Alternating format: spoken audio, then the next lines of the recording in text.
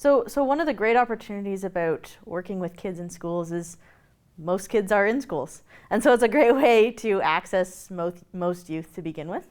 The other part that's so excellent about schools is that there's so many different opportunities to move in the school day. So we always think about physical education as our main way to move in schools, but there's so many other ways in which we can move to and from school. We can move at recess, at lunchtime, intramurals, sports, and all of those different opportunities are different chances that we have to create positive movement experiences and enrich physical literacy. And so if we work with all of those different pedagogues within the school day, we have various different chances every day to enrich physical literacy and create these movement experiences for children that they can hopefully then take away with them after school.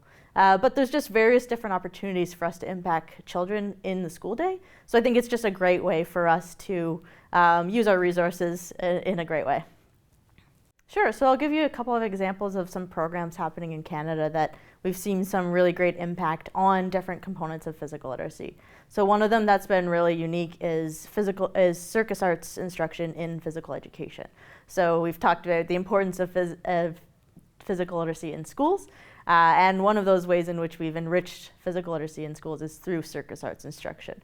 And circus is really unique in that it gives an opportunity for all students of all levels of ability to find their different movement that they like. So there's so many different ways to move in circus that everyone can kind of find that different way that works for them. And then there's so many different ways to increase the challenge and progress that we see these amazing developments in all students that maybe aren't considered our most, that aren't interested in sport or aren't considered the sporty ones. That we see all students are thriving in their own way with movement.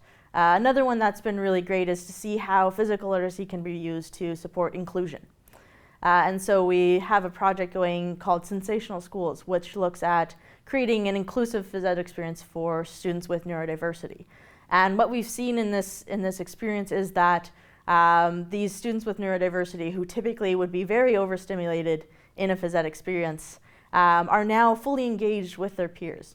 So when people come to observe these classes, they're a bit confused. Where are all of the students with neurodiversity? We see different educational assistants around, but we don't see these students. And that's true inclusion, when you can't actually pick out which of these students are those with neurodiversity, and they're just fully engaged with their peers, and the different skills that develops is amazing, but it's facilitated through physical literacy.